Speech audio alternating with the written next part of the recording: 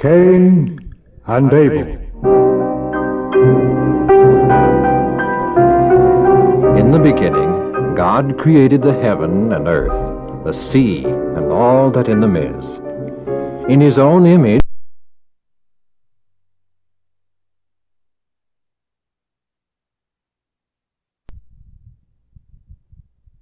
Cain and Abel. In the beginning, God created the heaven and earth, the sea, and all that in them is. In his own image created he man and woman, and placed them in the Garden of Eden. But Adam and Eve, our first parents, disobeyed God and were forced to leave their paradise home. And they went outside the garden and made themselves a new home. There, Eve, it's finished. Behold our new home. Oh, now, don't cry, Eve. I know it's not as pretty or as nice as our garden home was, but at least it's home. It's very nice, Adam. I'll try to be more cheerful. Well, if we try, Eve, we can be happy here. How soon can we go back to our garden home? Never, Eve. The angel is guarding the gate with a flaming sword, remember? Sin cannot be permitted in the perfect paradise home. And we sinned. But the angel said that God is sending his only begotten Son down to save us from our sin. Certainly we can move back in the garden then, can't we? I don't think I quite understand just what the angel did mean. Oh, I understand it, Adam. You do? God's Son is coming down to this earth and forgive us of our sins. And then he'll let us go back in the garden, and everything will be exactly like it was before we sinned. I doubt, Eve, if salvation is quite that simple.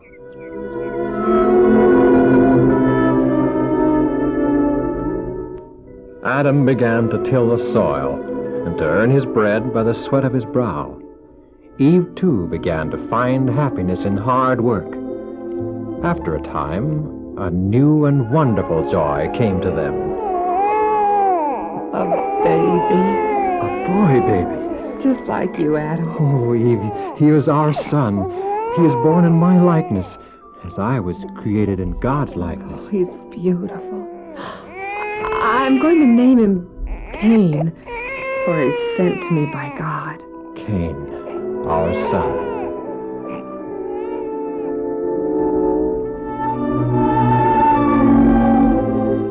Later, a second son was born to Adam and Eve. I'm going to name him Abel. Abel, our second son, Eve.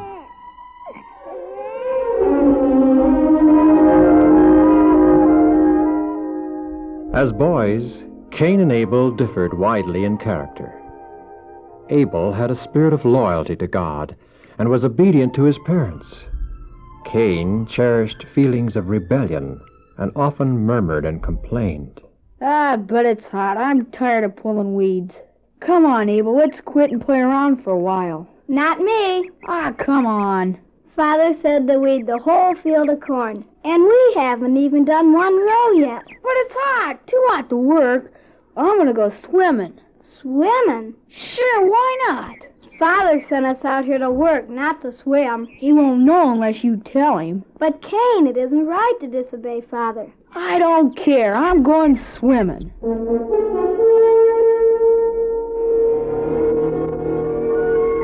Son, I thought I sent you and Abel to the east field to pull weeds. Yes, sir. Then why did you go swimming? Did Abel tell on me? No, Cain, I saw you myself. Why did you disobey me? It was hot, Father, and I wanted to get cooled off. Son, don't you realize how dangerous and terrible disobedience is? I don't see no harm in going swimming on a hot day. Neither did your mother and I see any harm in eating the forbidden fruit. But look at the result. Because of that one disobedience, the entire world is plunged into sorrow, death. Son, I must teach you that you must pay, in one way or another, for every wrong you do. Come, we will go to the grove. I've got to punish you. Regardless of what his father and mother did or said to teach Cain to obey, he seemed to get worse and worse. Cain, you're getting to be a mean, selfish, bad boy. I'm not either. Don't you care what people think of you? No. Doesn't it make any difference to you that God wants you to be a good, obedient boy? Oh, I'll be good when I get older. You'll change when you get older? It'll be easy to be good then. No, son, it won't. The older you get, the more difficult it will be to change. As the boys grew into manhood, Abel became a keeper of sheep, a shepherd. Cain became a tiller of the ground, a farmer. Now at certain times these young men came together to offer sacrifices according to God's command. An altar was built, and a lamb slain and lain upon the altar. The purpose of this ceremony was to show their faith in a coming Savior of the world. I finished building my altar, Cain, so I'll help you with yours. I don't need your help. But you are nearly finished, and the ceremony is soon to begin. Now, God is not pleased when we are careless about our appointments. What do you mean by that, Crack? Oh, Cain, you know very well what I mean. You know you aren't doing as you should. You laugh at parental authority, you mock religion, you scorn the plan of salvation, you rebel at all that God I'm has... just as good as you are, Mr. Abel. I worship here at the garden gate every Sabbath day. I offer sacrifices at the proper time. I do the same things you do. Even our altars are built alike. Why are we so different? Why are you better than I? It isn't the outward appearance and actions that count, Cain, such as these altars and Sabbath worship, you know that. It's the inner attitudes and devotion that make us what we are. I'm glad you said that, Abel. It confirms my own opinion, that to offer the product of my own labor as a sacrifice is better than to offer a purchase sacrifice. What do you mean? I'm going to offer fruit upon my altar instead of a lamb. But God expressly commanded that we offer a lamb as a sacrifice. A lamb for you, yes. You're a shepherd. But I'm a farmer and a grower of fruit. I'll offer the product of my own labor. But that would be disobeying God. So what? Father and mother disobeyed, and look at the result. You yourself just said that it isn't the outward keeping of laws that count, but the inner attitude. You're misapplying what I said. God will not accept a sacrifice that is not in keeping with His command. We'll see. You go back to your altar and offer your sacrifice in your way, and I'll offer mine in my way. Finally, the altars were finished and laden with a sacrifice.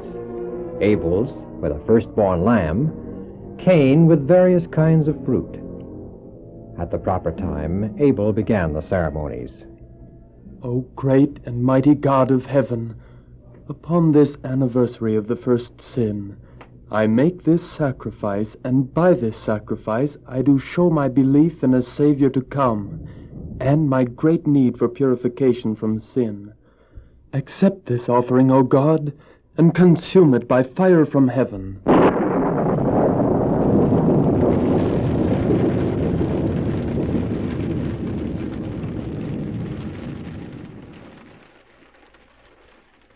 O great and mighty God, I am Cain, firstborn of my father and mother. I offer a sacrifice of the first fruits of my hard labor. Accept this sacrifice, O God, and consume it by fire from heaven. Consume this by fire, O God, and thus show approval of my hard labor. I am doing this at your command, O God, so consume this offering by fire from heaven. Cain, Cain, know you not that if your sacrifice is in keeping with God's command, He will accept it? If it is not in keeping with His command, then sin lies at your door. Even after this warning from the Lord, Cain refused to obey, and in anger rose up against his brother Abel. You think you're better than I am. Well, you aren't. Just because your offering was consumed by fire and mine wasn't, is no sign that you're right and I'm wrong. It's a sign that God is jealous of me, and so are you. Cain, you... Be careful. Say anything you wish about me, but never about God. God is just and merciful. He is kind and long-suffering. Making mother and father leave the garden was merciful and long-suffering, I suppose. They sinned, and sin cannot remain in paradise. Are you insinuating that I sinned? I am only saying that sin is the transgression of God's law. Mother and father disobeyed God's law when they ate the forbidden fruit. You have disobeyed God by not offering a lamb as a sacrifice. I'm getting fed up with your holier-than-thou attitude, and you're constantly nagging me. Please, Cain, I'm only trying to help. I'm your brother, and I want to help. So you're only trying to help, huh? Don't ever remind me again that you're my brother. I'm getting sick and tired of your brotherly help. And once and for all, I'm going to settle with you. You take this, and this, and this,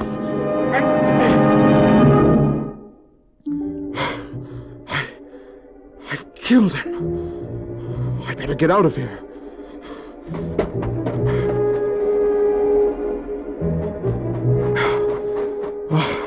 I've got to rest.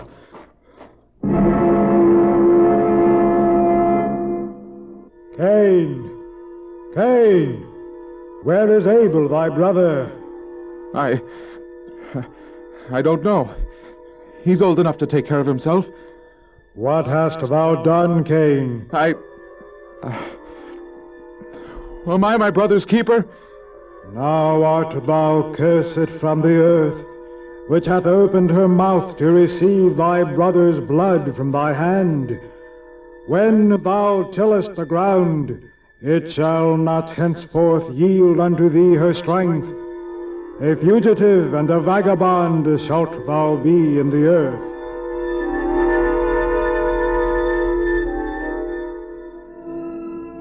And Cain, the world's first murderer, went out from the presence of the Lord, and dwelt in the land of Nod on the east of Eden. He became the head of a line of bold, abandoned sinners. His example and influence exerted their demoralizing power until the earth became so corrupt and filled with violence as to call for its destruction by the flood.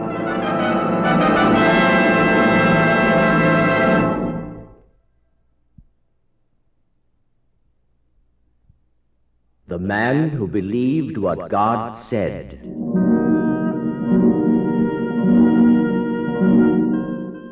When Cain, Adam and Eve's first son, was born, Eve entertained the hope that he was to be the promised Savior. Little did she realize she would suffer a heartbreaking disappointment in being the mother of the world's first murderer. Since that time, there have always been two classes of men: those who believed in God's love and obeyed Him, and those who disobeyed God and believed in their own force and energy. When Adam was 130 years old, another son was born to him, whom he named Seth. Years later, Seth became the father of Enos. The descendants of Seth separated themselves from the wicked descendants of Cain. They cherished the knowledge of God's will, while the ungodly race of Cain had no respect for God and His sacred commandments. As the race of Cain multiplied, they began to spread out over the plains and valleys, while the children of Seth withdrew to the mountains and there made their homes. In time, however, the two races gradually began to mingle and intermarry, and many of the worshippers of God were drawn into sin. They lost their peculiar holy character and walked in the ways of Cain. I am Methuselah, son of Enoch, and a descendant of Seth. I lived to be over 960 years of age. During those long years, I saw much wickedness and degradation. People sought to gratify self, and they used the abundance of gold, silver, and precious stones to build houses for themselves, trying to outdo one another in beautifying their dwellings with the most skillful workmanship. Ah, there, dear, it's done. Finished. Our home. It's beautiful. Beautiful? Oh, It's the most beautiful, the most expensive, the richest house in all the world. Wait until Mrs. Enos sees the diamond room. And the room overlaid with pure gold. Oh, won't people envy us when they see it? Because of this desire to glorify self, the people soon forgot God. They began to worship nature in place of the God of nature. They glorified human genius, worshipped the works of their own hands, and taught their children to bow down to graven images instead of to the God of creation. God? The only God worthy of worship is nature and the things of nature. My beautiful home, my creation. Now there's something to be proud of and to revere. God! Men chose to follow their own sinful desires, and as a result, crime and wretchedness rapidly increased. Men took by force the things they coveted. They gloated in deeds of violence until they came to regard human life with astonishing indifference. You have a vineyard I want. How much will you sell it for? Oh, it's not for sale. Well, just the same, I want it. I inherited that vineyard. It's not for sale, I said. No, it's not, huh? Well, in that case, I'll just get rid of you and take it anyway. No. The cries of the oppressed reached to heaven. Holy Scripture says, And God saw the earth, and behold, it was corrupt. And God said, I have determined to make an end of all flesh, for the earth is filled with violence. And behold, I will blot out man whom I have created from the face of the earth. But Noah found grace in the eyes of the Lord. And God said to Noah, Make yourself an ark of gopher wood. That's what the Lord told me. How soon will the flood come, dear? The Lord said it would be 120 years.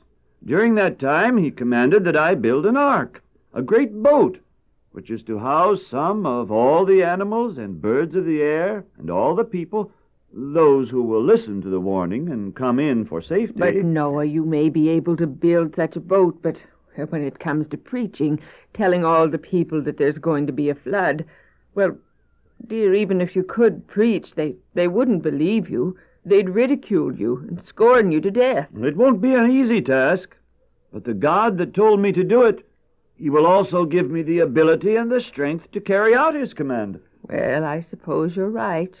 When do you begin? Right away. We have no time to lose. And, dear, it will take everything we have. Everything. All our possessions, all our strength to prepare the ark. God gave me minute instructions and told me just how to build it.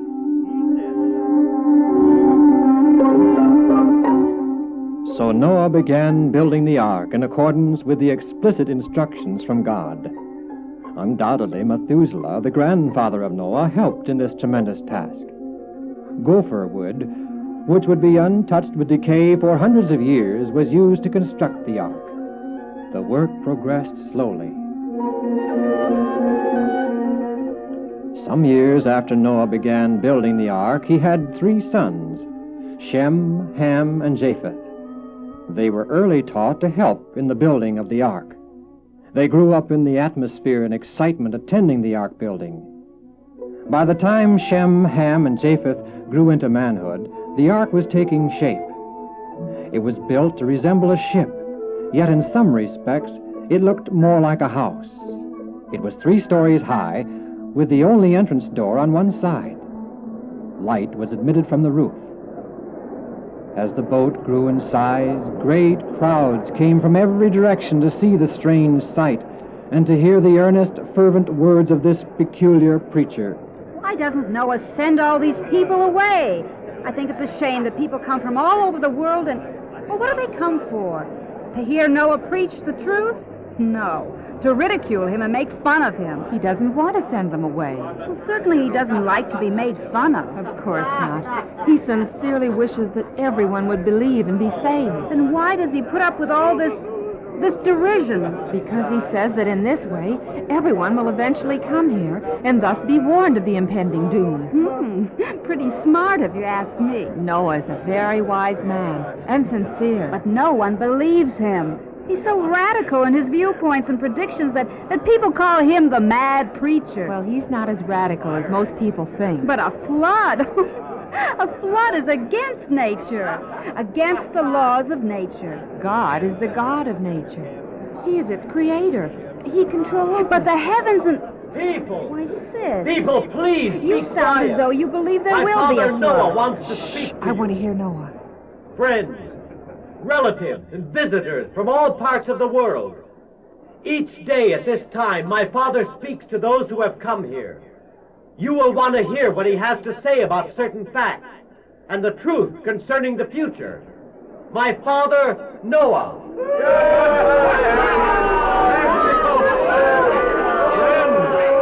Some of you live near at hand. Some of you are from more remote parts of the earth. But all of you are here to see the ark and to hear me speak. Some of you have an honest desire to know the truth about the future. Others wish only to scoff and ridicule. You've been building this ark and preaching our doom for a long time, but there's nothing happened yet. When is our doom coming? Today? The God of heaven will bring a flood upon the earth.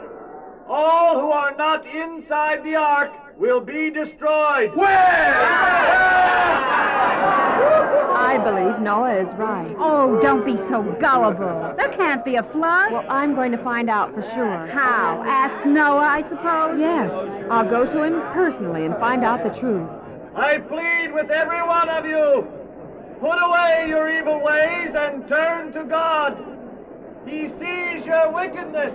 He sees your apostasy, and he will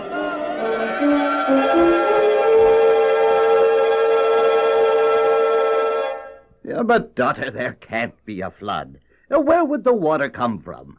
Our scientists and wise men have made extensive studies of this matter. They've experimented and made tests. They say a flood is absolutely impossible. Now, Noah is just a fanatical, mad preacher trying to attract attention. Father, who created the earth? No, what do you mean? Who created this earth? This very earth upon which we live? Oh, the Almighty, I guess. You guess.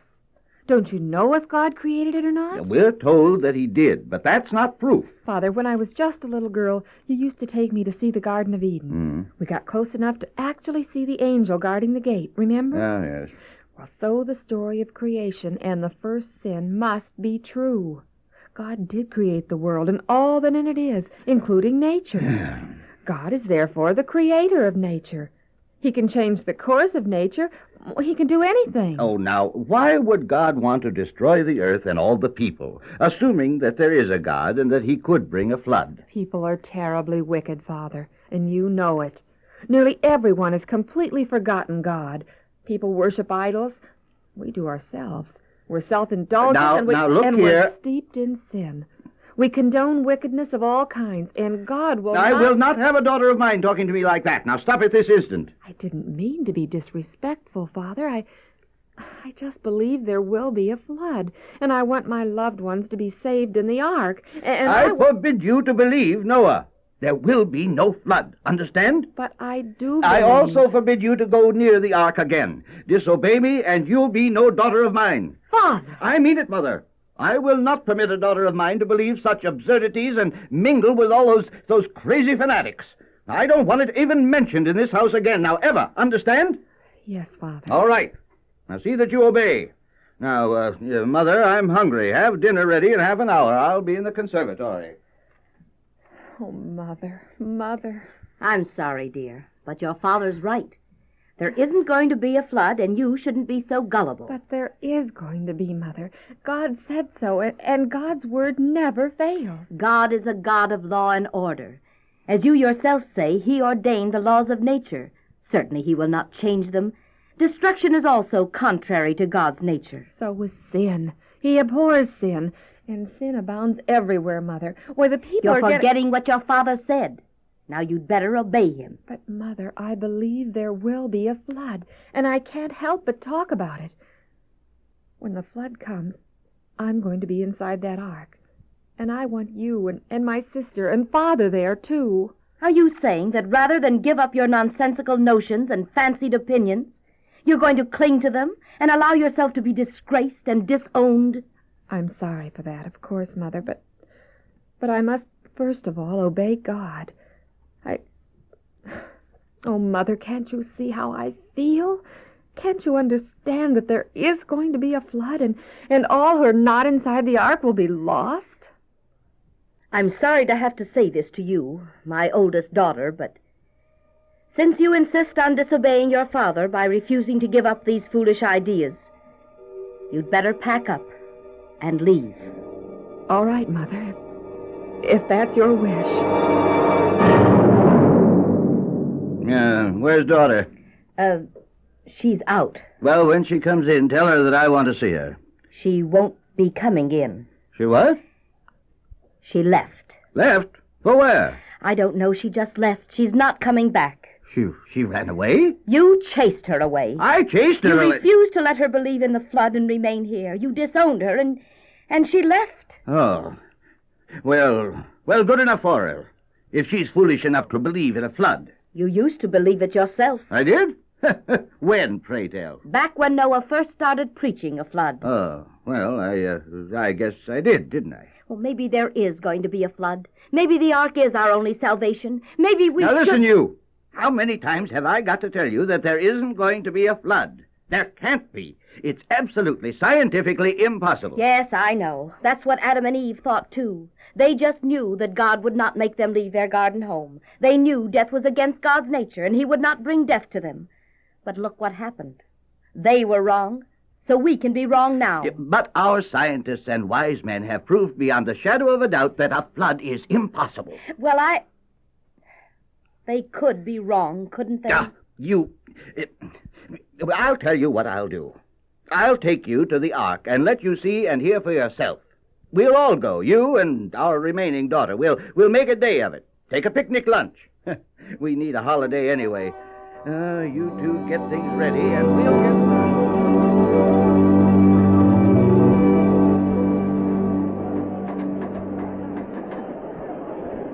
Oh, well, there she is. Noah's Folly, the ark. Oh, it's a lot bigger than I thought it would be. It's almost finished. Yes, there's just a few more weeks' work on it. Who are all these people helping build it? I thought just Noah and his 3 sons were doing the work. Oh, no. I understand Noah had to hire some outside help. They say it's costing him all his possessions, everything he has and owns. He must really be convinced there'll be a flood. Maybe there will be. I feel the same way. I will not have you two talking like that. Now, you hear me? I forbid it. Don't even think about it. Well, now that that's settled, I'll show you around. Come on.